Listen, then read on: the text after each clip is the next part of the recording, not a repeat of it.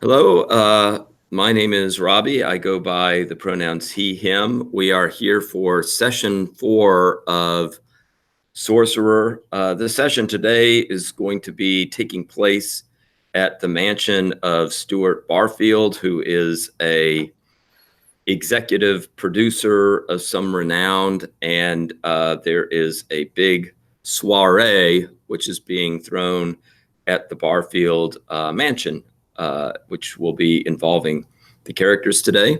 We've already had a quick conversation to kind of catch ourselves up on the story, also to just remind ourselves of the safety tools. And what I'm going to do now is just we'll have the players introduce themselves and their characters, and then we will get the party started. So I'm just going to go left to right on my computer screen. So Alejandro, why don't we start with you? I am playing Chuck, a military brat that, what city are we in? We're in Orlando, Florida, right? Yes. Mm-hmm. Yeah, that landed in Orlando, Florida, and after a dispute, his family kind of abandoned him there, but I mean, he's of age, so it's not really that. He's a bouncer for a punk venue called The Smell in the seedy part of town. And right now he's playing, he was hired as security for who? Well, it's at the Richard Barfield's mansion, is the mansion that we are at. And there's a woman named Winifred Levain who's kind of been making the arrangements for this big party. So he was hired as to be not a bouncer, to be security there. And his demon is uncomfortable with Winifred. His demon is a black cat or similarly sized flying or crawling animal. Okay. That's it. Yeah, and I guess one other kind of little background piece on this party is that there are security cameras all around the place. And Chuck, you kind of noticed that. Chuck asked some questions about the security cameras, and was basically told that the security cameras were really none of his concern. You had asked questions about like where would be the central control area where these cameras would feed, and were kind of Winifred kind of shoved your questions aside, said that's not really why you're here. And with that, I think you had asked Papa Guyan, your cat, to do a little bit of reconnaissance to see if you could figure out anything about like where exactly these cameras were feeding to. Okay. Yeah. Although we haven't gotten any information, I think today we'll probably get some information possibly about that reconnaissance. Okay. And Jenny, why don't we turn to you and let you introduce yourself? Hi, I'm Jenny, she, her, and I'm playing Dylan, a punk musician who might be starting to go a bit mainstream. Like, he's just had a chance to start playing with a punk pop band, which is what he'll be doing at this party. And it turns out his demon also doesn't really like Winifred Levain either. Who knows what's up with that? Okay. Okay, so we're at the kind of right now we're at the mansion of Richard Barfield. Things have been getting set up. We're getting kind of close to the time when the guests are going to be showing up on the property. We'll start with Chuck. You are approached by Winifred, and that there's like in the mansion there is one big courtyard area, and it's nice weather. It's going to be nice weather tonight, so a lot of the party will be kind of out in this courtyard. There's going to be a big kind of room off to the side where there'll be like food and a a punch bowl and champagne and stuff like that. But then there's this big area outside. There's a little stage area for the band to occupy. You're out on that courtyard area at one point during the setup, and Winifred approaches you, and there are the staff is there, and she shows you some pictures, and she introduces these pictures. There's a guy what she introduces as Greg, and another guy named Rutledge. They are known paparazzi. Okay, they are people who like to bust into parties and get pictures of famous people and try to talk to famous people and secretly record them and that type of thing. She tells you that she has seen this duo milling about the front of the mansion. She doesn't know how they kind of got in, but they are out there and they are clearly looking to get in. And she says, Chuck, would you mind going out there and escorting them off the property and intimidate them a little bit and kind of let them know that they are not really invited here. And if they show up, that things could get nasty. Will do. Okay. My cat is not here. Is there a way for me to call my cat, Papagayan, or because I don't have Link, so.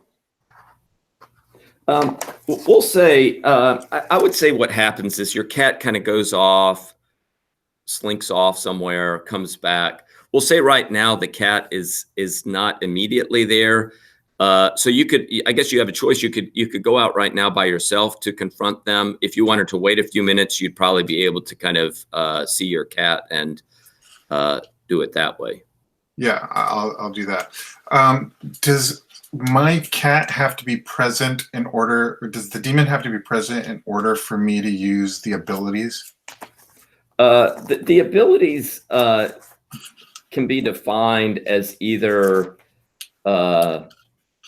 coming from in terms of where the abilities are situated. You kind of define where, whether you want them to be situated with you or with the cat.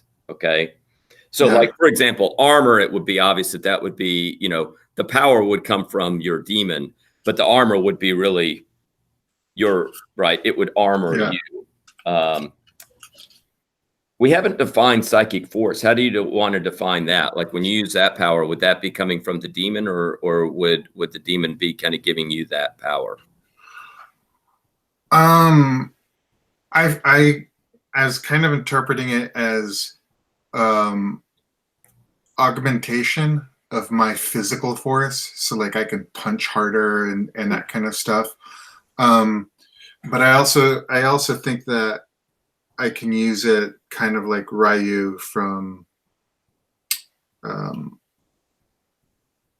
Street Fighter type stuff. I can punch from a distance and it was Right.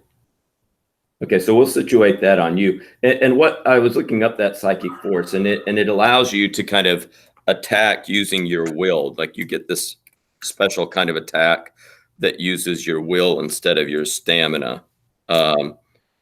So, well, and it would be, yeah. Yeah, I was just gonna say that's cool. I feel like it stems from like body movements and that kind of stuff. So. Okay. Yeah, so like somebody perceiving it would have this perception that it actually seems to be coming from some type of body movement that you're doing. I think I probably even think that too. Okay. Chuck probably even thinks that it's just like an augmented punch and not like something different than that. So okay. So Yeah, and you have, this armor power, which helps you if you're ever attacked by a bladed weapon or some type of projectile weapon. It would diminish the damage from something like that. You have daze, you have perception, you have this psychic force as well, and also cover, which is something that your cat uses so that it's not instantly identified as being demonic. But the cat shows up. You see the cat, after a couple minutes. So what do you do? I say I go ready for a show, and then I head off. And your cat perks up. Yeah, because the show is. Yeah, it knows what I mean. Yeah. Yes. So yeah, you see, you kind of walk off, and you have the cat kind of sprightly trotting along behind you. You get outside, and there are some early guests. The doors to the mansion have not opened really for the party yet, but yeah, you see some people out there getting ready. I mean, I'll say, yeah, we're in the process of the door opening, but you pick up these two paparazzi people. And so they're like in line trying to come into the house. Yeah. Yes. Mm-hmm. Okay. What kind of cameras do they have? Are they like stealth, like cell phone camera sticking out of the pocket, or yeah, like... yeah, they're kind of now that you're looking at them, they're mainly using the cell phone, but they'll act like they're messaging on the cell phone, but you see that they're actually trying to kind of shoot photos or video while they're doing that, and they're really looking around a lot at trying to pick up all the faces that are coming in. Are they together or are they separate? They're hanging out together. Yep. Okay. So,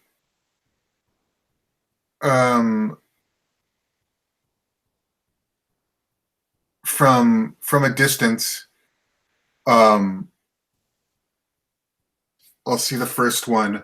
I want to crush his phone from a distance. So I'm gonna go like, and I feel it from like I have to you know what I mean? So like, even though, cause I'm not really sure, like I have to crush it, Right. So I'm kind of like behind a tree or something, and I just go. Okay. So let's, and you're going to be using the psychic force power. Yeah. Okay. So that's 7, right? Let's get your. Yeah, it's my power plus. I mean 9. I'm sorry, 9. My power plus will. Yes. So you're going to roll 9.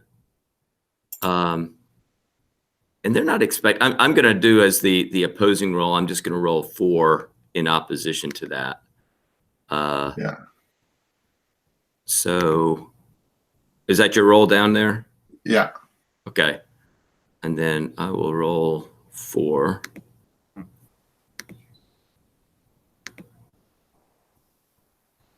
Oh, so I failed?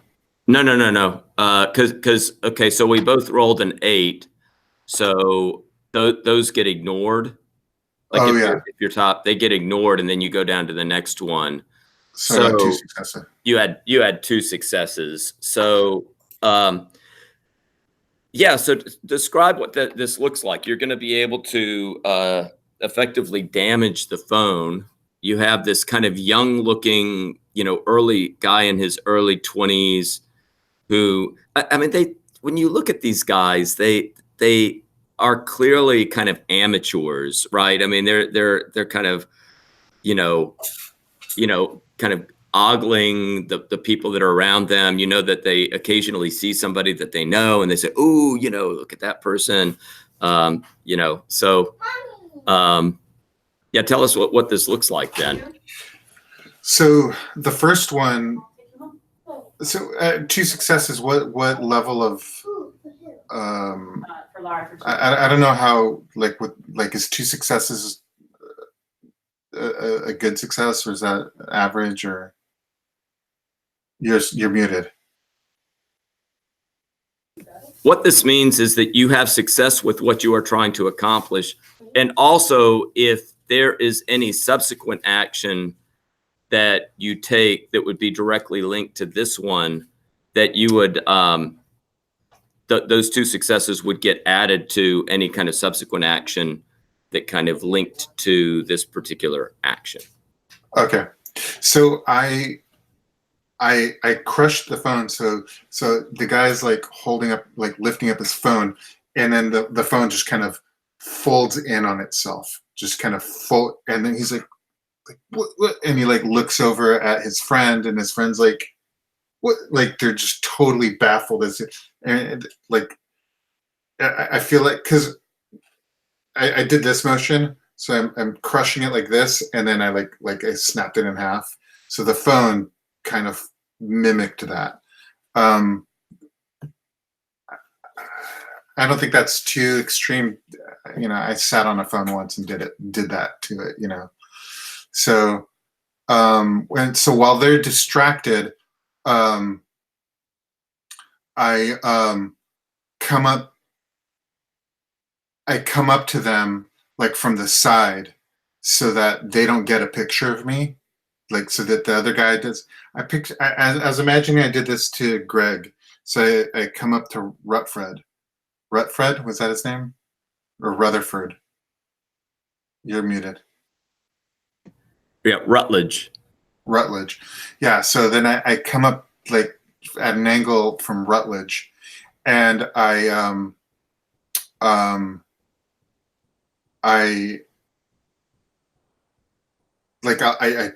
twist his hand painfully such that he drops his phone, and then I'm gonna step on his phone, like smash his phone with my foot.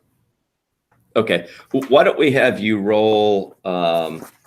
This is like a physical thing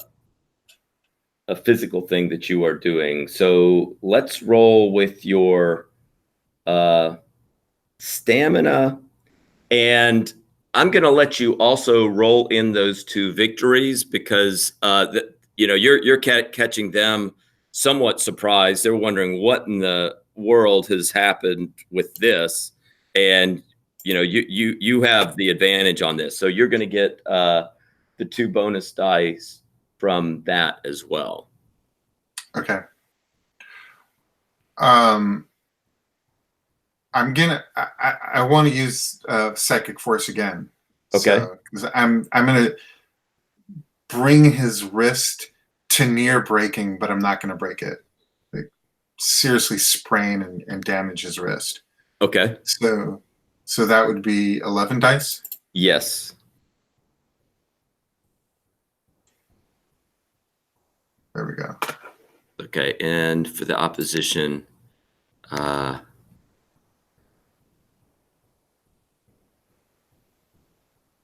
I'm almost thinking, yeah, for the opposition, I'd actually written down, give me 1 second to consult. I had marked down with which is going to be a 3.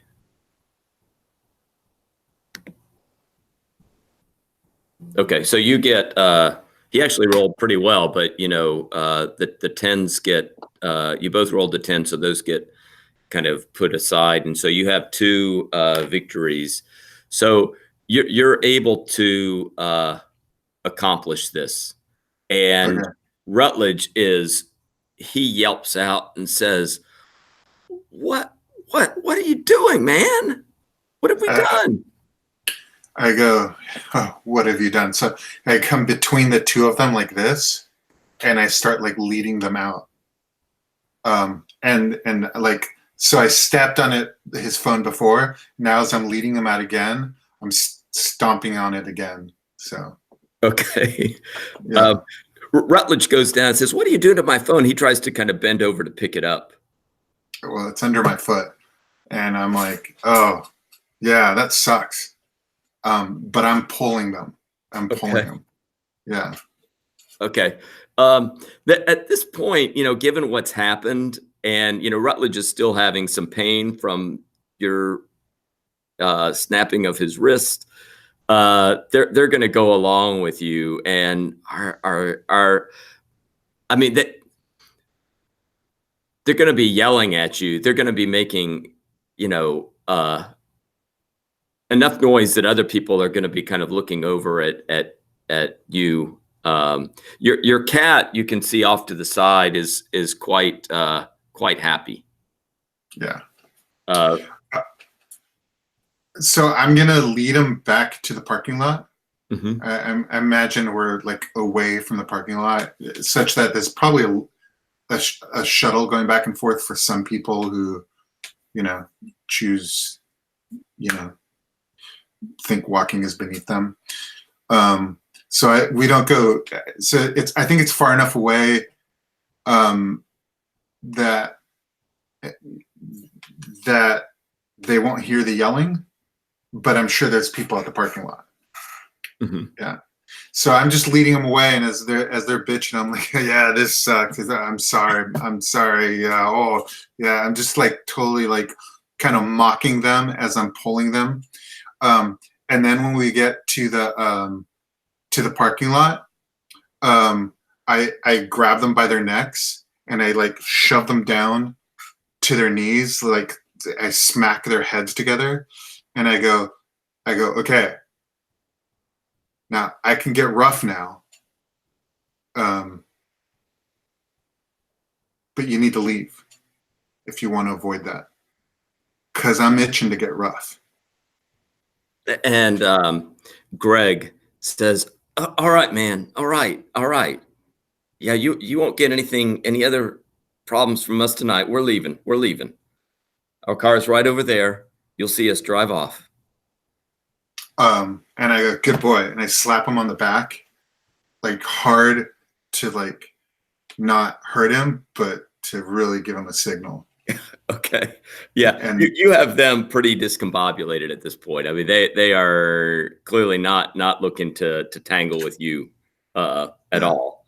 And they're not really, you have pretty good, physique to you, right? So yeah, these guys are not really up for any kind of a physical tangle with you at this point. yeah. So No, go ahead. well, I'd say, when you kind of give that last farewell to them, they kind of get up and are kind of jogging off to their car. Okay.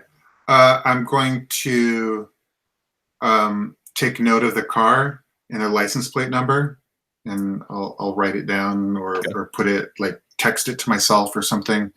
But I'm going to stay there until their car is out of sight, and then wait a few more seconds before I head back. Okay. Yeah, and you see that it's kind of a new Toyota Camry that they get into, and you've got the license plate, and they head off. It's not a rental, is it? It doesn't look like a rental, no. Okay. Yeah, and then Jenny, you're getting while this is going on, the guests are starting to come in. You're Dylan is getting ready to start the opening set. Before you start to play, though, Lily Pappas comes up to you and pulls you aside and says, "Dylan, this is it. Looking forward to seeing what the sound is tonight. I've been looking over your playlist, and I'm making a few changes on the playlist. Really, with this crowd, I think we mainly need to go with those covers. Like, we want to go with the kinds of things that they're already somewhat familiar with. You give it, your own special spin. But she shows you the playlist, and she has marked through some of the songs, and Belle had been kind of looking forward to having you play some of the new pieces that would kind of give her special acknowledgement for her kind of creative input. And guess what? It is those pieces that were kind of set in there so that you could kind of give Belle some special acknowledgement, those have red marks that have been put through them. So I look at her and I look at the sheet and I just say, I was really hoping to be able to play at least a couple of those pieces that I wrote. I mean, we can certainly do the covers. I'm always happy to do covers. We started out as a cover band, but I think that maybe like this third song right here. What do you think? Lily says, "Oh well, maybe, but look, we not in the opening set. Let's just kind of go with the covers initially and get a sense of how the crowd is reacting. I mean, I've shown this to Winifred as well, and we both agree that we want this to go well, and we think that these covers. I mean, they're also the songs that the other band members are going to be most familiar with. So I think that these are the songs that really are going to sway the crowd tonight. Sure. Let's just see what happens in the second set. Okay. When as this is going on, where would Belle be? So I would say that she probably wants to know what's going on. I don't know if that means she needs to be that close, though. I think she has perception. Yeah. I mean, what we could do is say that she's like on the far end of the courtyard and has noticed that there's this kind of conversation that has gone on, and Lily walks off, but then Belle would be kind of coming over and wondering, what was going on with that, and she saw the sheet that you all were looking at. So she says, "What's going on, Dylan? What does Lily want to know?" I hand her the sheet and I just say, it looks like there are going to be some changes to the opening set. Well, so you show the sheet that has some of the pieces marked out, and she looks at the sheet. She looks at Dylan. She looks at you, and she says, "You're not going to go along with this garbage, are you?" This isn't our show. I mean, we're not the ones in charge here. Let's just play what they want to play, and we can get you your songs later. Dylan, you remember the last show that you bailed on. You know this does not sit well with me. What is she going to do? Why don't you just go back to the original plan? She's not going to be able to stop you in the middle of the set. She'll see how the crowd reacts. All right, if you're going to bring up the last show, then I'm going to bring up the last show too. I haven't forgotten what you tried to do to Jonathan. And if you think that's going to make me go along with you, then fuck off. Listen, I've been nice to Jonathan so far. You have yet to see me when I'm really, really angry. And while Belle is saying this, you also see her looking across the courtyard at Lily. And Belle is getting a certain look in her eye. I mean, you can see she's talking to you, but she's also fuming, and she's looking over at Lily. So I see that, and I sort of like step to block her view so that she's looking at me again. And I say, don't even think about trying anything. Since you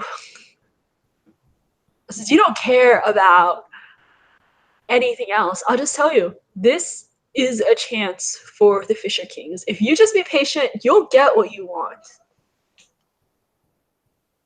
Well, I've been plenty patient. So the deal is what? That you're gonna play the first set as you originally wrote the first set.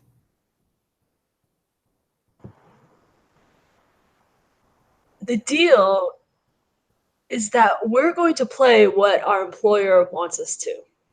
Me and the band.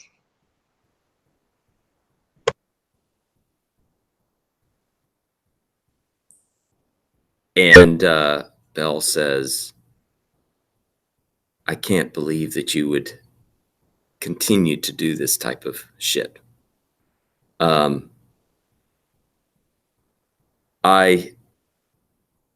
willing to help you.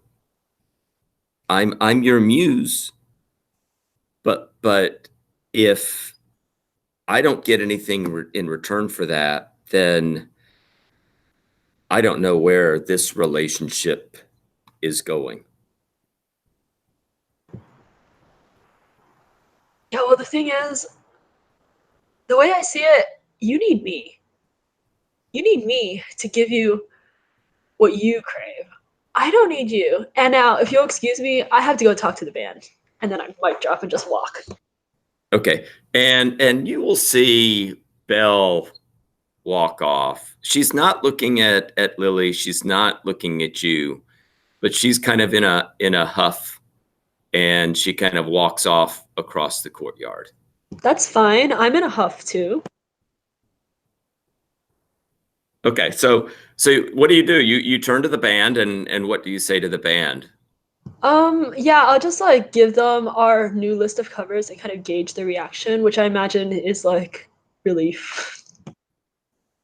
Yeah, I mean, I'm very animated, I think, and that I'm trying to like I'm trying to show to myself that this was a good decision by being like extra broy with everyone. Okay. Yeah, I mean the band is perfectly happy with the new directions. These are all songs that they're familiar with, and so they're willing to kind of go forward with that. And I would say, it's showtime, and you all start to play. You see people filing in, and there is, you see Lily at the far side of the courtyard. She's kind of watching. She gives you occasionally a thumbs up, right? You can see that she's pretty happy with things.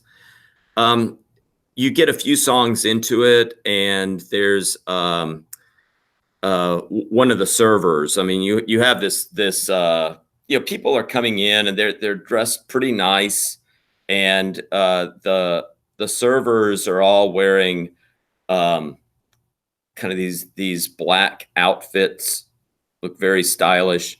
You see one of the servers kind of come up to Lily, talking to her, and Lily and this somebody who would normally be serving food or just attending to the guests, they go walking off out of sight.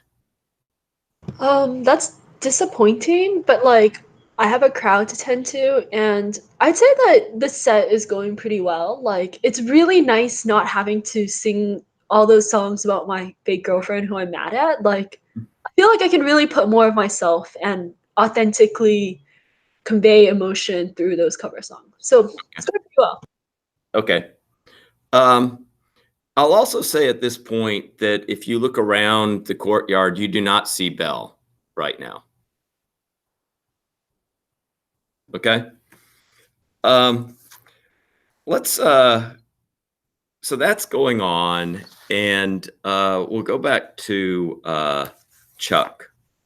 You get back to you see that, when you finally get back, that a lot more people have been arriving. You hear the band starting to play. Things seem to be pretty, in terms of your duties as security, this right now seems to be pretty easy. I mean, it's, a kind of high class affair. People are enjoying themselves. It's certainly a world apart from the swamp where you are typically doing your duties. But I would say about like 20 minutes later, Winifred comes up to you and says, Chuck, it's Chuck, right?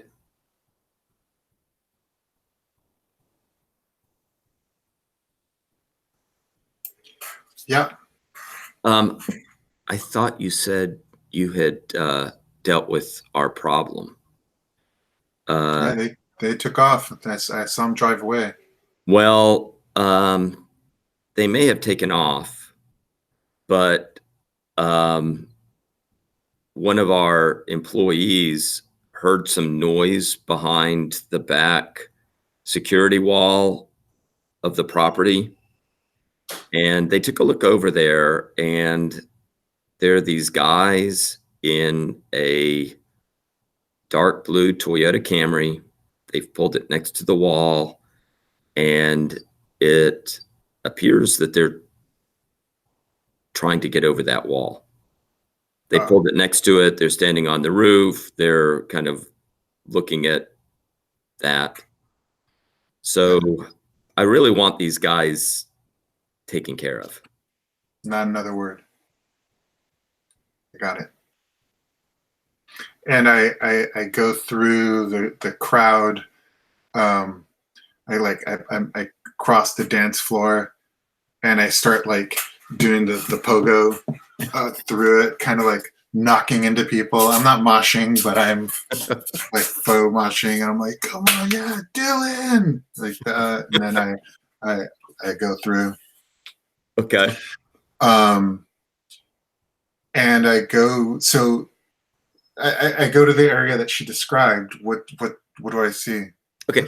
Now, what about Papa Guyan? Are you going to wait for Papa Guyan to show up to? I mean, I think at this point, Papa Guyan's like around, right? Yeah, I mean, I would say that. Yeah, you just need to, like, if you want Papa Guyan, you just wait for a few minutes till Papa Guyan shows up. Yeah. So as soon as I start doing that, he probably sees me going into them and start moshing, but I'm not really moshing. So he's probably getting excited that I'm going to start moshing, and then I don't. But I make eye contact with him, and I jerk my head to the side, and I head out. Okay. So Papa Guyan, and you let Papa Guyan know that there's going to be a bigger show. I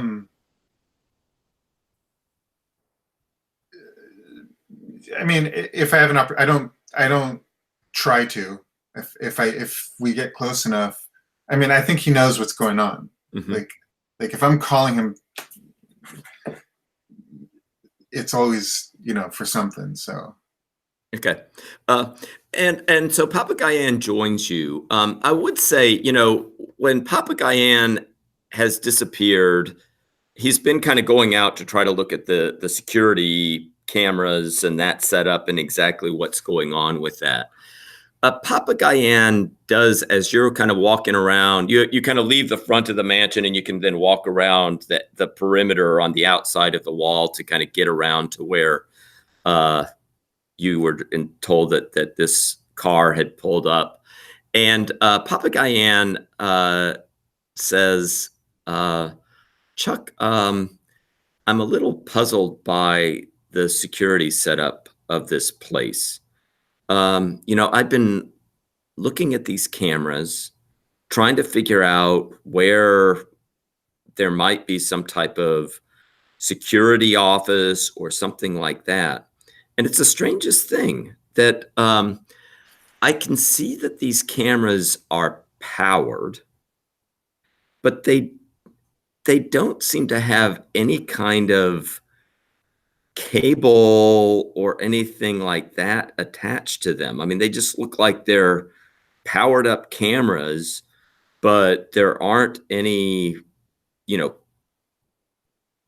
fiber optic wires or anything like that leading to or out of the cameras anywhere. I mean, it's just like, essentially people have these cameras and they're just kind of plugged in, and I can't really tell that they have any, Wi-Fi capability or anything like that. I mean, they seem to be the kind of cameras that you would want to have, right, connected through wires somehow, or you would have some type of transmission device on them. But it's the strangest thing.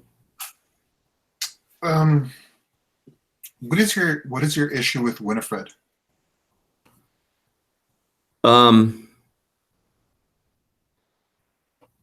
Have you ever seen the look of someone who, actually, let me why don't we get a perception check from Papa Guyan? And this perception operates off of power, I believe. Let me just double check, but I think, yeah. So it's going to be working off of the power. So he has a 6 power. Yeah. So let me get you to roll that. So just 6? Yeah. Okay. Okay, and I'm gonna roll a.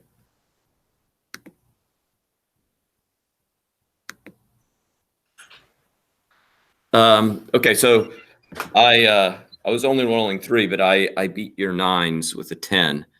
So I guess what Papa Guyan would say is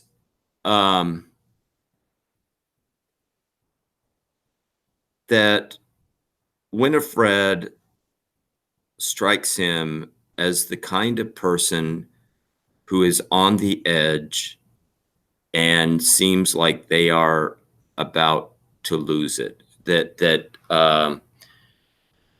she looks desperate, and that there is something kind of off about her. And he also would kind of sense that there may be sorcery that's involved with the way that she looks and with her anxiety. But it's kind of vague. I mean, not really able to pin it down much more than that.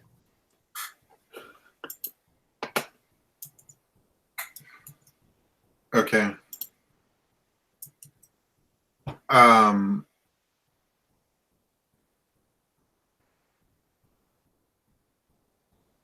right. Well, let's deal with this, and then I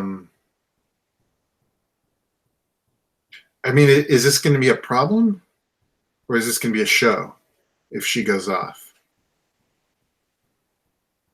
Papa says, I don't know. All right. I think it's unpredictable what a person like that might do. All right.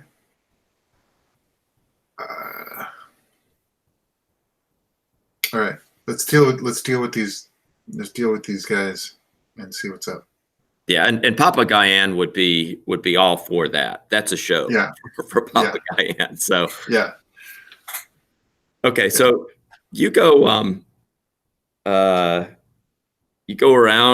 perimeter, and you hear people talking. I mean, you start getting up to where you think that this car would be, and it's kind of like there's a back alleyway kind of behind the mansion.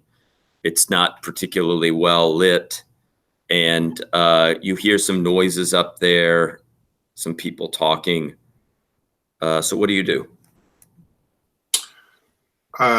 2 people. I mean, is it pretty clearly 2 people?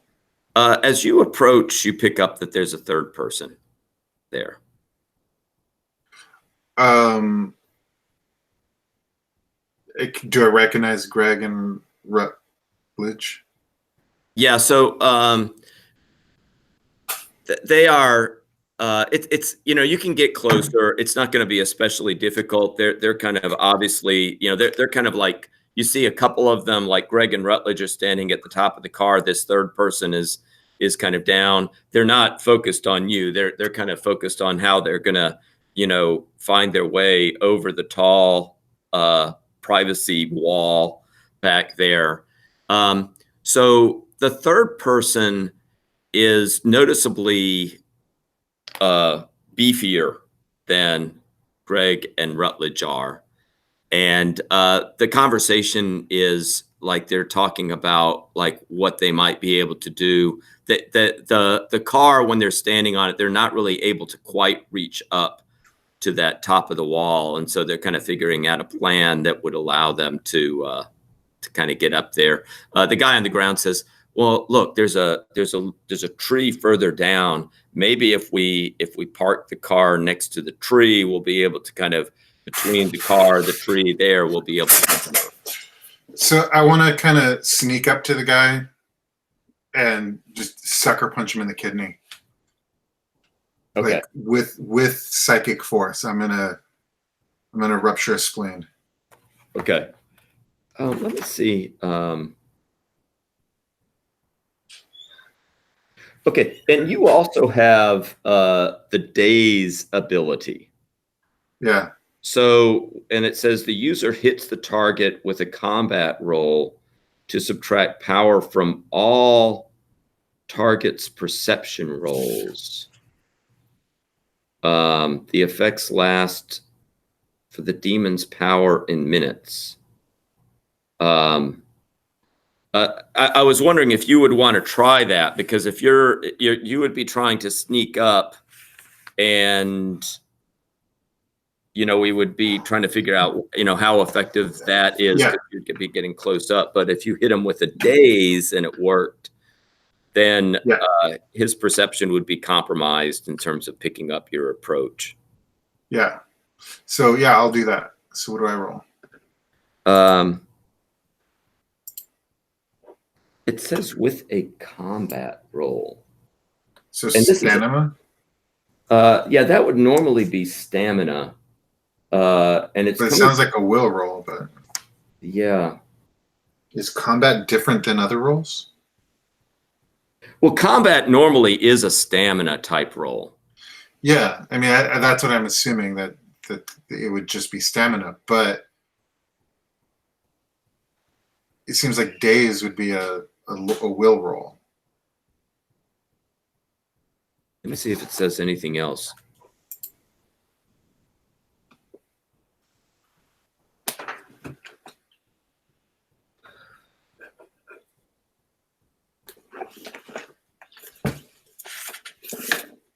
Yeah, I mean, it just says he has a little extra note on daze.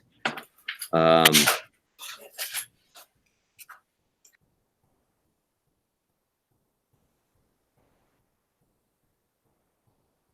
mean, it says it affects all their perception rolls.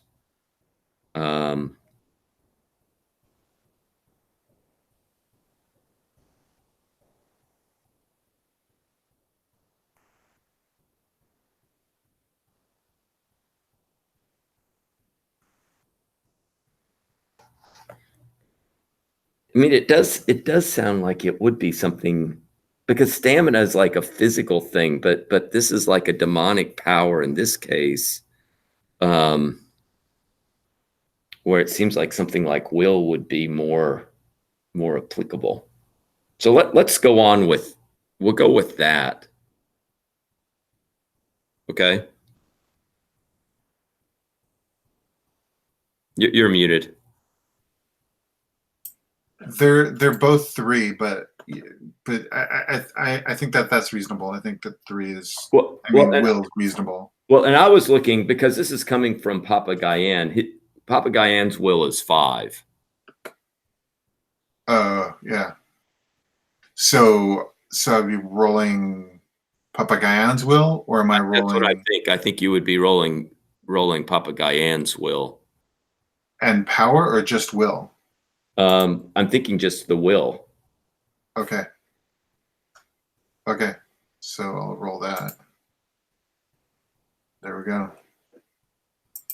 Don't roll a 10 this time, Okay. Oops.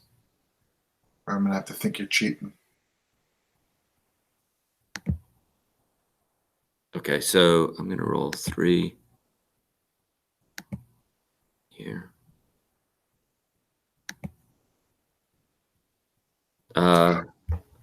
Okay, so this person is effectively dazed. I think that the 4 successes here are also going to, I mean, you're clearly going to have success kind of getting up there, and I think that these victories, because we now going to roll for your punch to the kidney, and I think those, with that daze in effect and those 4 victories, that those are going to get rolled into this attack.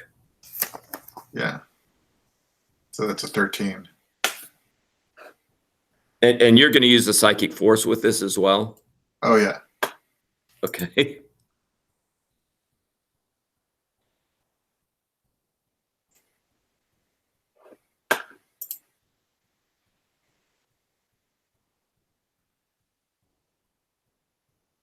We'll see what happens here. Oh, Oh, look at that. see, you're cheating. So, yeah, so with the 3, he still was able to get 1 success. So, at this point, so I would say you're able to get a punch off, and it perhaps hurts him a little bit, but it doesn't have the kind of crushing effect that you were looking for. And he now turns to you. He yells out to his friends and says, "What's going on?" And Greg, Rutledge. And he turns to you, and I would say right now he's kind of paused, wondering what to do. So, Because he's still stunned. I mean, he's going to be dazed for 6 minutes. correct, and he wasn't expecting this either. So he's kind of there, kind of looking at you, and Greg and Rutledge say, you hear one of them say, "Oh no, not him again. Watch out, he's brutal." All right, I'm going to go again for another like he's facing me, probably not completely facing me, so I think I'm going to go for another kidney punch. Okay. Yeah, and I would say, yeah, it could be kidney or at least a good punch in the gut that you would be looking to give him. And this is now, yeah, we're going to get more straight up, because the daze is not going to have as much of an impact right now, because that's kind of affecting their perception rolls. He kind of sees you there, and we're going to go into combat. So, I don't know. I would argue that it's still going to affect his combat. I mean, I'm not saying it's going to stop it, but it should have some effect. right. It says subtract power from all the target's perception rolls. The effect lasts for the demon's power in minutes. The target is not blinded. And it says, and the target needs no perception rolls to deal with direct attacks or other obvious things. Okay. So you are going to still be employing the psychic force with this, right? Yeah. Okay. So the way this goes, and then he's going to try to punch you. Greg and Rutledge right now they've already tangled with you, and they're not going to immediately hop down. They're not at least immediately looking to continue to tangle with you. So go on and roll your dice, and then I will roll my 3 dice.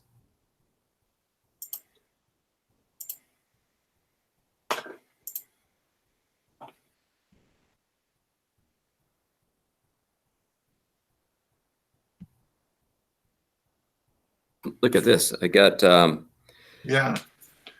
okay, so the way this works, in a physical combat, the highest dice, the highest of the dice gets the initiative. Okay, so this guy is going to get to go first, and he's going to try to throw you a punch. And he'll get the first action.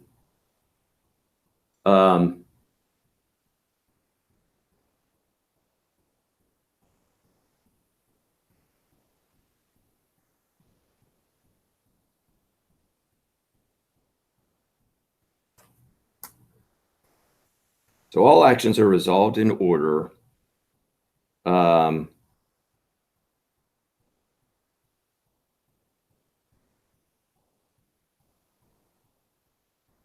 So at this point, you get to, because you have not yet acted, you can either choose to abort your action of attacking and put more to defense, or you can maintain your action.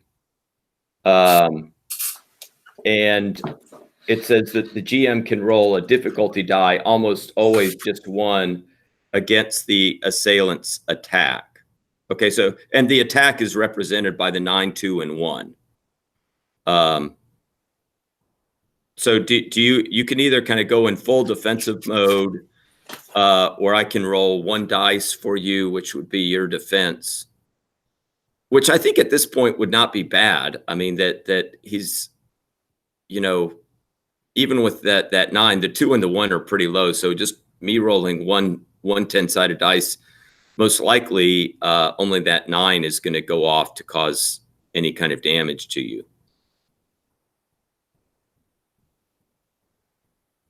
Is that clear what I'm saying? Is like, so he has these three dice that are going into the attack, and you can either kind of roll, say, I'm still gonna go through with my attack and try to punch him, or you can say, no, I want to at this point pull off on my attack and go more fully defensive.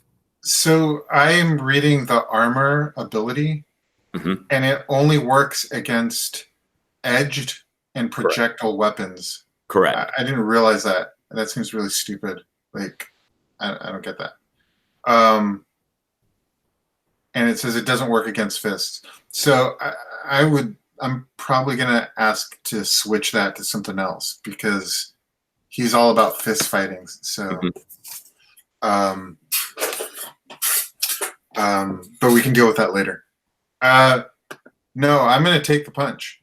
Okay. And I'm gonna keep fighting, because I mean, like, when he punches me and if it hurts, I'm gonna look at him and I'm gonna smile and like go, oh, that connected, and then like I'm into it. Yeah. So I'm gonna, if you're gonna take it, I'm gonna roll a red die, which is gonna be your defense. Okay. So he's gonna. I rolled a 1. So he's gonna land with the 9 and the 2, and there's a chart. So with this and bludgeoning, so he has 2 victories. So you're gonna take a 2 penalty for your next action, and 1 what is called lasting penalty. And basically the lasting penalty means that it will be in effect for the entire combat.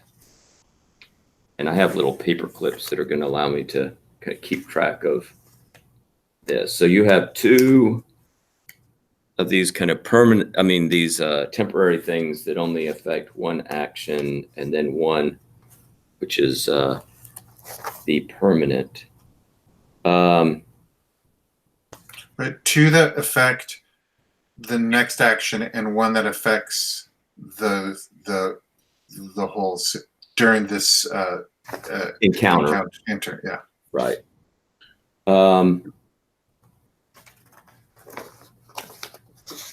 but then your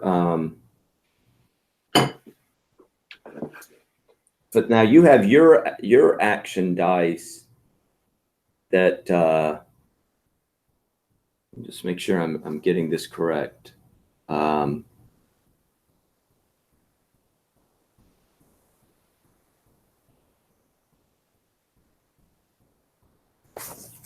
Okay, so at this point, what it says is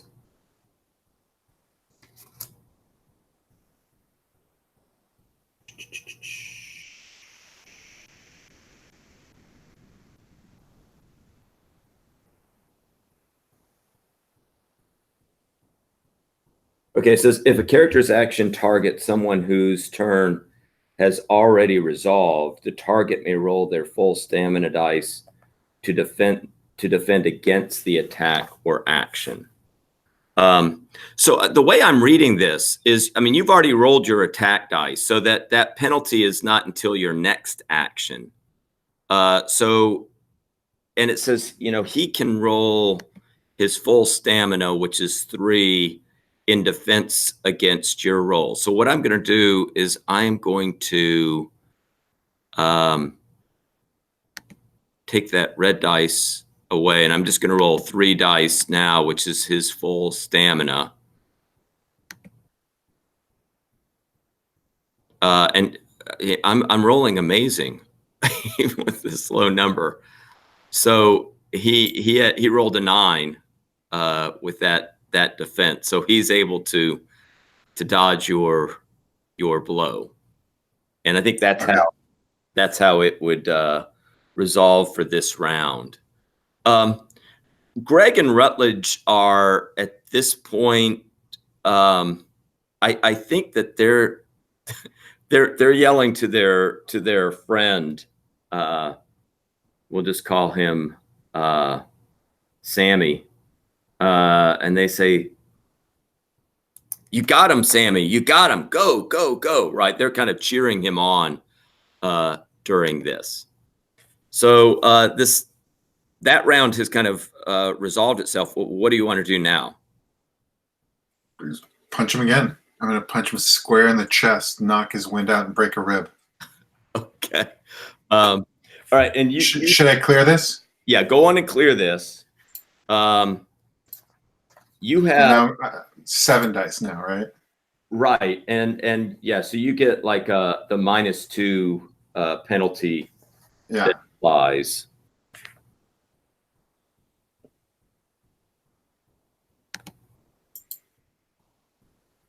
Okay. Don't roll a 10, man.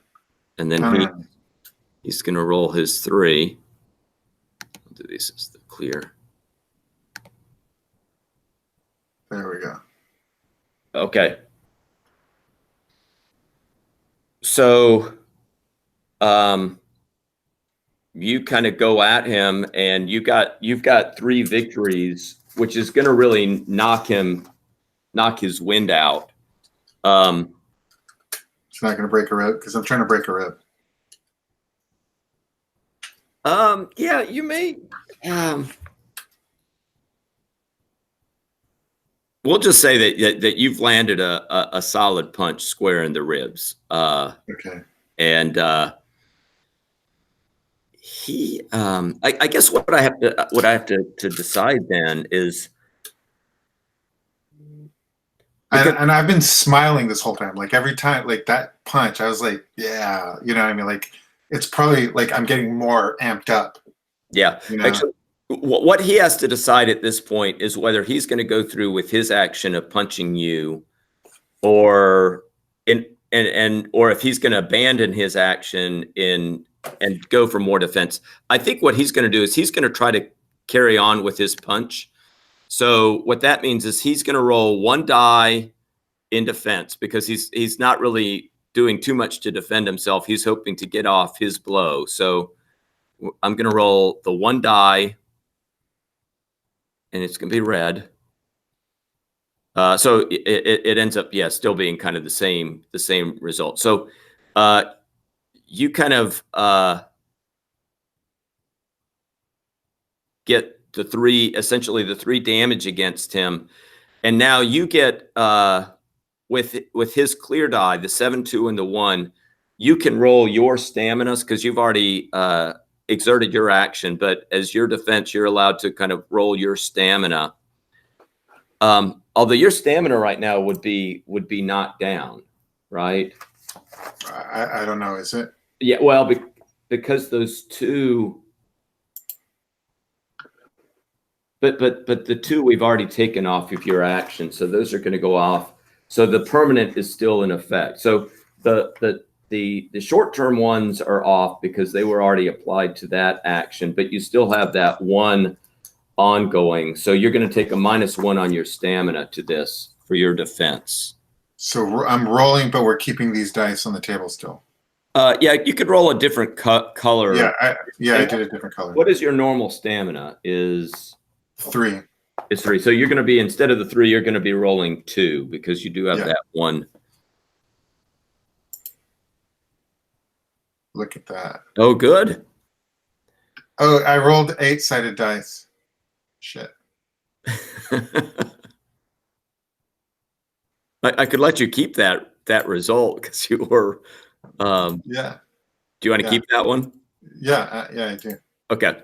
So yeah, you don't take any damage from him, and he's hurting right now. Yeah. So what do you do at this point? He's kind of bent over and holding his ribs. Yeah, I'm gonna kind of hop up and punch him in the jaw, like put all my weight down and punch him in the jaw. Okay. And like kind of in this downward motion. Okay. And you had how many victories over him? I had 3. Okay. Yeah. You at this point are going to be able to roll those over into this. And so you're going to get that. Are you going to try to use the psychic force again? Absolutely. Okay. Let me just check one thing.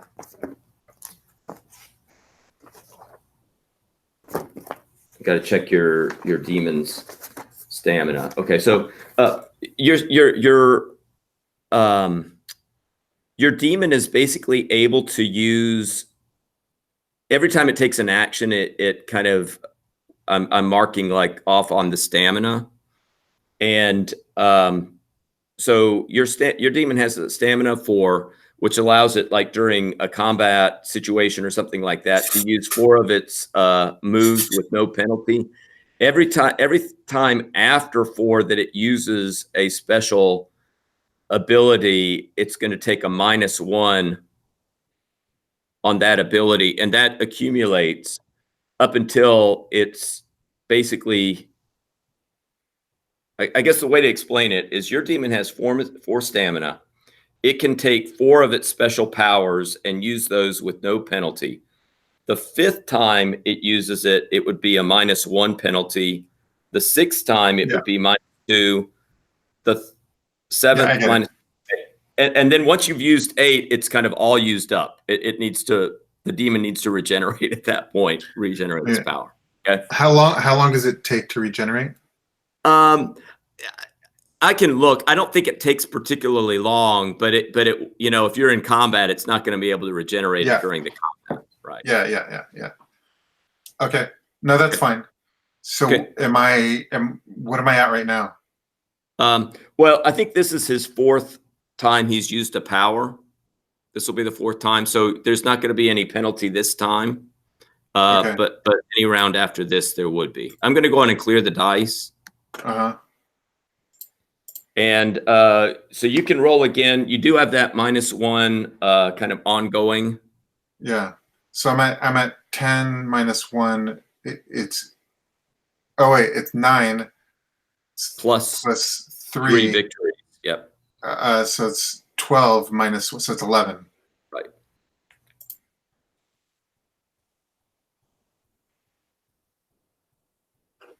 There we go. All right, and he rolls his 3. And I'll put these as the clear.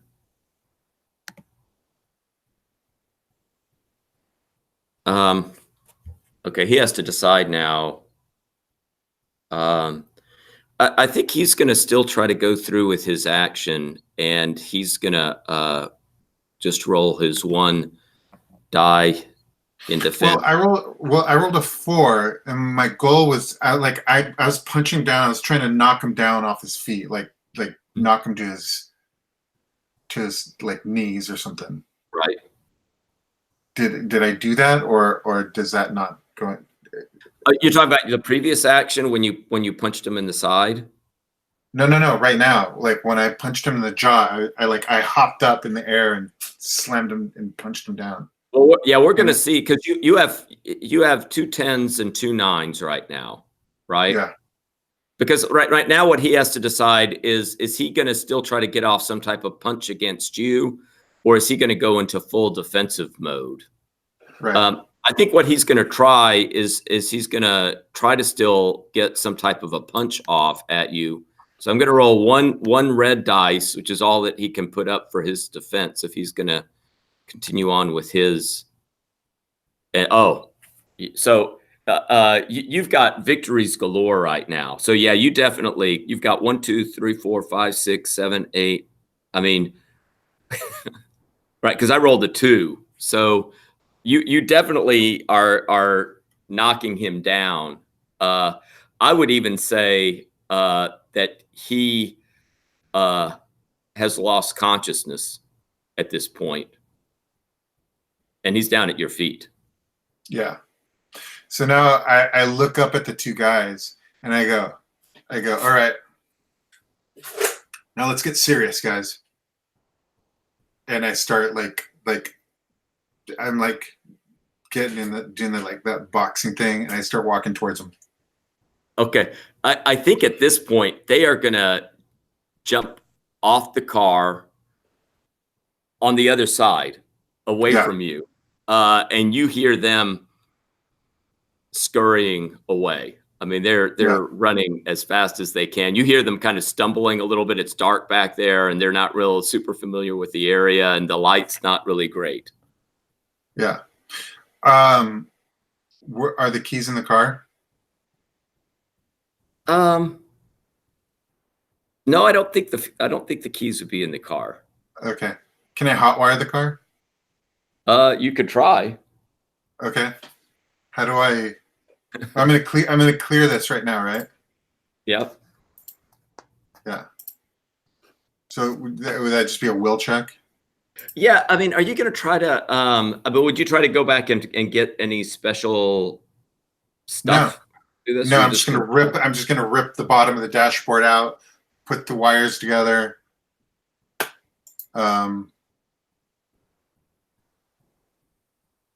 Yeah, so I don't like for your abilities. What would this be? Because the lore really has to do more with sorcery. Yeah, I would think it's just will. I mean, yeah, that would make sense. I would say will or cover, but both of those are the same. So why don't we try? Well, cover. But I mean, oh yeah, you're right. I probably would be cover. I mean, your role as a bouncer and that type of stuff. Yeah, maybe. But either one is 3. So yeah. I would just say roll 3 dice, and I'll put up an opposition roll. Is that your roll there? Yeah. Okay. And I'm gonna roll. Don't roll a 10.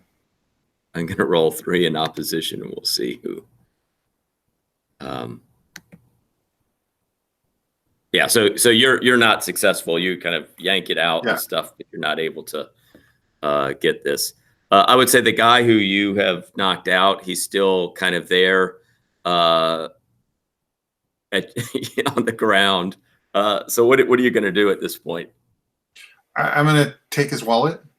Okay. And pocket the cash, any cash in there. Okay. And then as I go around, I'm just going to keep his wallet and then just get rid of it later. Okay. Why don't we do this? I want to come back to Dylan. Things will have been happening. Should we take like a quick 5-minute break, and then we'll come back and we'll do a scene with Dylan and see what's going on. Dylan, you finish up your first set with the new playlist. As I said, halfway through this, Lily seemed to be in conversation with one of the people who is helping with the party and had left. Belle has left. At the end of your set, the band is very excited. The drummer says, "Dylan, you are just on fire tonight. It all seems to be really clicking with us, and this is a great experience." Winifred Levain is in the courtyard, and as you all are kind of turning off your instruments and turning off the mics and stuff like that, she comes up and says, "Dylan, I'm really impressed by your voice and by your sound tonight. I wonder if you would come with me and we could have a little conversation." So I feel like I'm on fire. Like, this has been a great night for me, and like the demon stuff, like that's kind of like buried beneath the adrenaline, and like we made some good music today. So I grin at like the drummer, like, yeah, and half smug, half like we did this together. And then I look at it Winifred and I just say, of course, sure. Okay. And so she's going to start leading you off, and she will say to you, "Look, this is the mansion of Richard Barfield, and he will not be seen in the general gathering of people, but he has been kind of looking in on things, and he wanted me to see if I could get you to come and have a little conversation with him." I accept all accolades. So of course I say, yes, I'd be honored to. I mean, I understand Mr. Barfield is a very private man.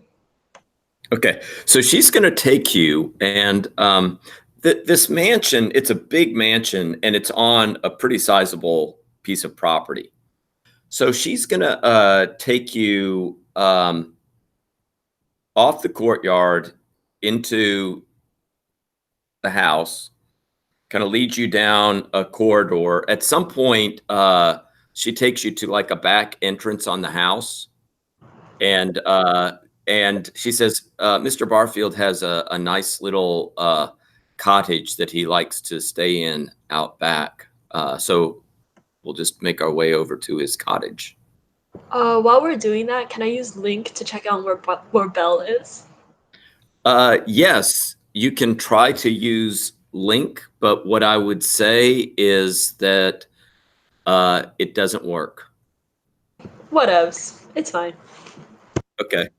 But the reason why it would not be working is that Belle doesn't want it to work, right? That's That's mildly troubling, but I have my career to think of, and I'm like entering the upper echelons of billionaire society, so whatevs. Okay.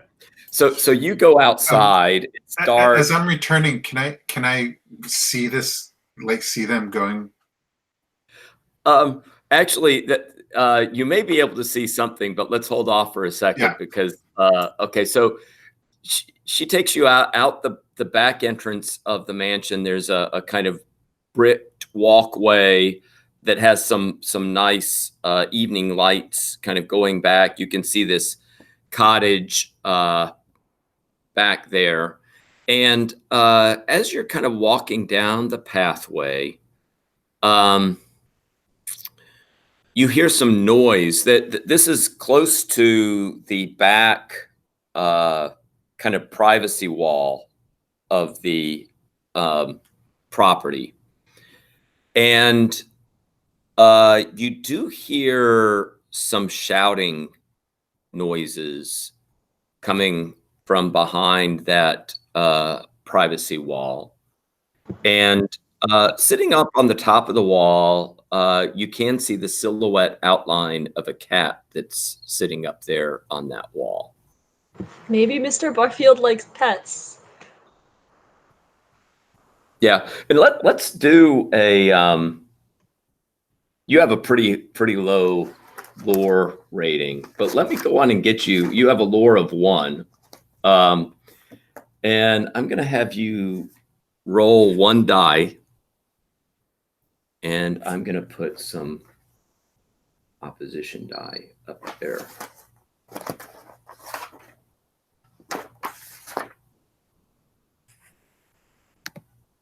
So you rolled a 5, and I'm going to get to roll 6.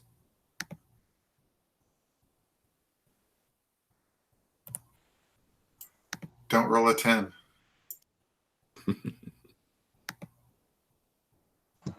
Yeah. Yep. Okay. My favorite.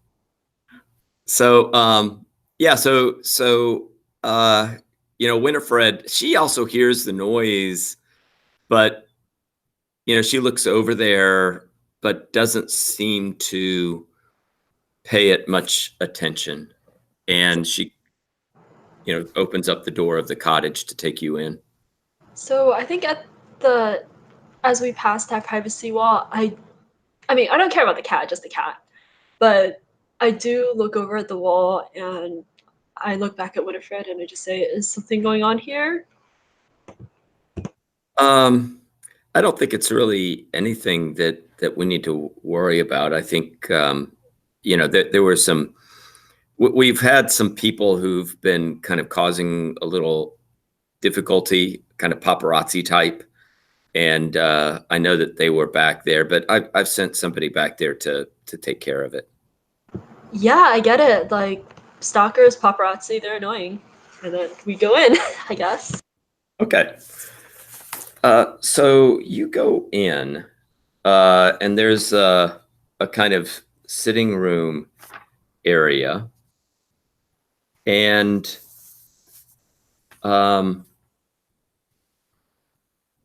she, Winifred says, Richard, I need to get him. He's probably in the back room right now. Why don't you have a seat here? Okay, so just to clarify, did she call me Richard? Oh, I'm sorry. No, she called you Dylan. I just wanted to check if that was some pushing or anything. No, Richard. I'm sorry. Richard is the name. It's Richard Barfield. He's the name of this producer. She says, I need to go. Richard's probably in a back room, and I'll Got come it. get him. Okay. So, yeah, I mean, I nod at her and then I just sit down. Okay. It's a really nice sitting room, isn't it? Like the best cottage I've ever seen. Oh, it has this kind of rustic look, and it's very kind of comfortable and kind of a rustic look, but you can tell like it's probably really high end furniture and stuff like that. As I asked that, I was like, it has a sitting room. Of course, it's high end. Okay. So you sit down. Winifred goes to the back. You're there for maybe 30 seconds, and then the door that you just came into, it opens, and a large,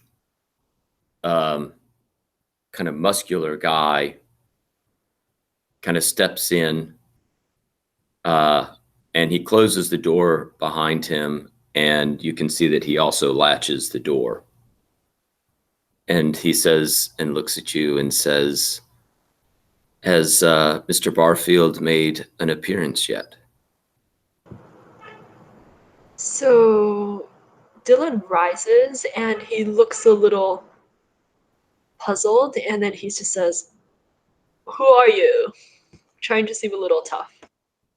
I'm one of Mr. Barfield's assistants. Oh, so you work with Winifred? No, she just went to get him. Okay, I'll just wait here until she comes in. Sure, there's room on the couch. He's going to just stand by the front door with his arms kind of crossed, looking at you. He's, as I say, he's a large guy. He's pretty muscular.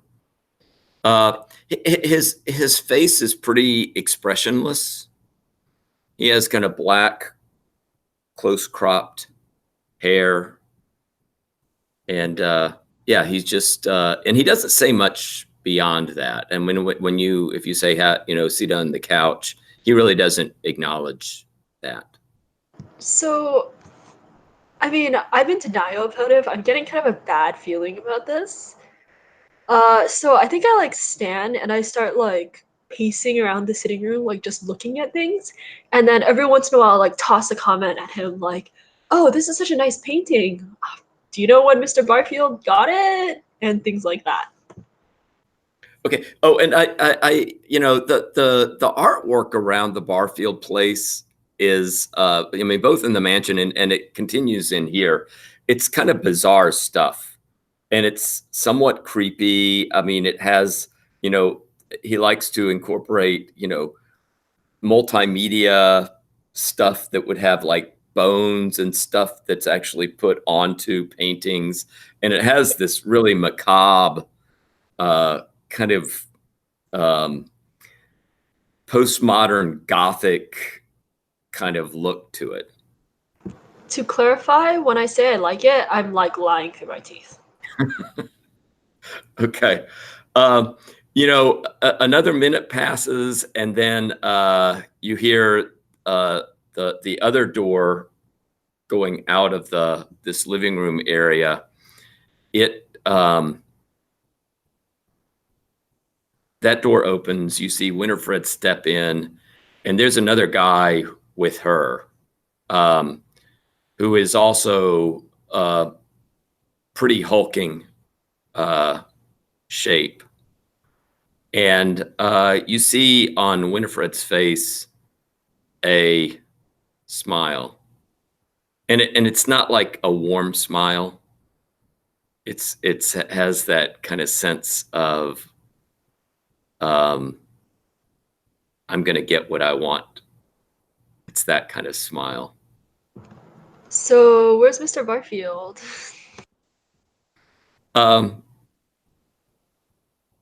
And Winifred says, "Oh, you'll get to see him in a little bit. You will get to see him in a little bit." At this point, you do get a ping from Belle through the link. And I mean, the link is not entirely, it's not full telepathy, right? But you do get a sense that Belle is puzzled and wants to find you. And also maybe a little bit concerned too. You get a sense that there's some worry. So, my highly tuned danger sense is tingling just a little. So, I think I try to see why she can't find me. Like, can I try to like push my location down the link or just Yeah, so the link says you can know each other's whereabouts and gain some idea of what is happening around each other. So, she I guess is going to be able to pick up that you're, in the back of the property somewhere. And you get a sense that she's somewhere in the mansion and that she's going to try to make her way to you. So, I mean, how do you call someone out on the fact that they might have bad intentions towards you? So I think Dylan just kind of looks at Winifred and he says, "This, no offense, but this is kind of creeping me out a little. Like, I'm a little unsure what's going on, where Mr. Barfield is. Okay. Yeah, so at this point, what I would say is going to happen is these two large figures are going to start walking towards you. And they are going to be, they're basically are two doors out of this room. And, one is coming from the front door, one is coming from the back door. And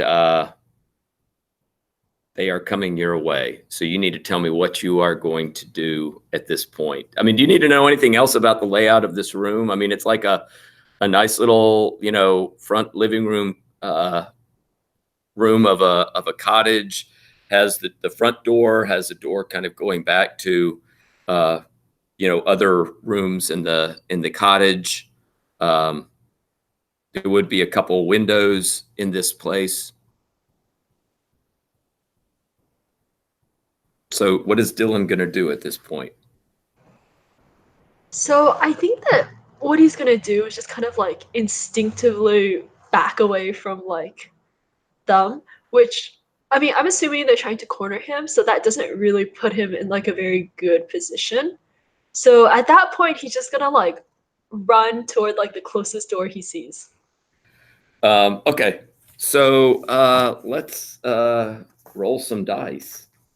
I think what this is going to be for you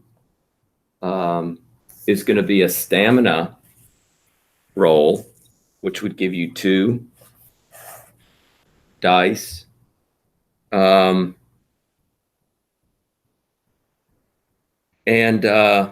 Actually, before we do that, let me go in and get you to do one more lore roll. So you're going to roll 1 lore.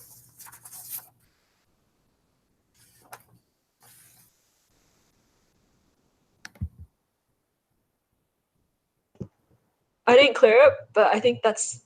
Do you want me to just redo it or? Yeah, let's go on and clear it. It helps with so many dice there. Oh, very good. We'll see what this does. I'm gonna roll. They get 5. Don't roll a 10. I didn't. Right? She has a success. So I would say, and we'll put this like as they are starting to walk towards you, you are able to pick up. When they kind of start to smile at you a little bit, and you notice that when they smile, that their teeth seem to have been filed, that they're kind of like pointed teeth, and that they do not look like they are fully human. I mean, you kind of are really picking up on the fact that these are 2 demons who are making their way towards you. But I am in denial, and that is my trait. So does that apply to my next roll? Yeah, that is gonna come into impact. So you're gonna try to run and make your way to the door. Yeah, I mean, shark cultists? Uh-huh. Yeah, I'm gonna get away from the shark cultists. Okay. So you get a -1. So you're just gonna be, for this stamina roll, you're just gonna be rolling 1 die.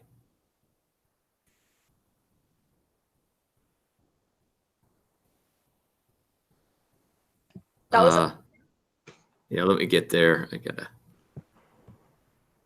What did you roll? a 4. Okay. I'm going to go on. We'll just keep that in mind, that that's a 4. And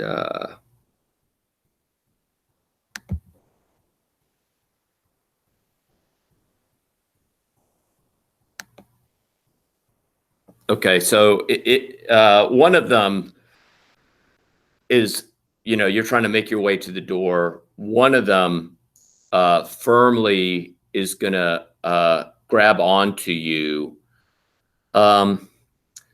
You can decide at this point, like when you see that one of them is kind of reaching out to you,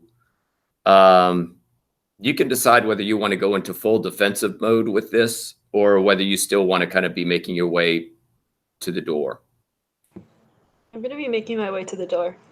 because as a player, I am scared of the combat rolls, and as a character, I'm scared of the shark cultists. Okay, so you're going to be able to roll one die in defense. So just go on and roll one 10-sided die, because you're still going to try to be getting. Okay. Yeah, so it still gets this one success against you, and so it has latched onto you, and the other one is going to now be able to. I'm going to go on and roll for the other of these demons as well, and give him his 4 dice. I'll roll it with a different color. Give him. Give him green. Let me get you to roll one more 10-sided dice. I mean, you're going to be. I think they're going to effectively neutralize you at this point. Roll one last 10-sided dice just to see what you're able to do with this guy. Yeah, we rolled a 5. At this point, the two of them, they're not really trying to injure you, but one of them has you by the arms. The other one kind of gets you by the legs. They're very, very strong, and they take you out the front door with Winifred behind them. See, Go ahead. What did you say? to beg for mercy. Well, you beg for mercy, but that they don't seem to be listening very much. I think I'm also like mentally screaming at Corabantos to command it to come rescue me. Okay. Like, this is a bad sitch. Okay. Yes. So you get a sense that Corabantos is very kind of concerned with what's going on and is rushing as quickly as she can to get there. You do go outside that walkway again, and you do still hear some like muffled noises coming from the other side of that privacy fence. So I'm gonna start screaming, well, belting, I guess, until they make me stop, which I assume they will, and like try to get some attention, like help, help. Okay, and so Alejandro, why don't we say that while you were trying to I would say towards the end of the fight, the two guys have run off. You've started to kind of hotwire the car. You have this one guy who kind of was knocked unconscious, and he's kind of been moaning a little bit on the ground, but you can tell he's not going to be getting up anytime soon. You do hear yells coming from the other side of the privacy wall at this point. And why don't you just tell us what you are planning to do at this point, and then we can pick up with that, I think, next session. I am going to jump over the wall. Okay. So why don't we, that will be the attempt next time. And you do, I would say, luckily for you, you do have the kind of car positioned in such a way. I mean, they've kind of have that right up against the wall. So there would be a kind of possibility of you kind of getting up there. You also have your cat on the top of the wall too, and your cat would be able to kind of see what would be able to look that direction to tell you what's going on. Yeah. And your cat would say, "Oh, there's that singer is getting kind of carried away by these two." Yeah. I mean, I'm pretty sure that Papagayan knows who Dylan is. Yeah, pretty clearly. Yeah. Okay. But does that sound good? We'll kind of stop it with something of a cliffhanger with Dylan getting kind of carried off, but with Chuck kind of knowing a little bit about the situation and getting ready to take action. Absolutely. It was really fun. Okay. Good You're very welcome. Have a good week. Thank you.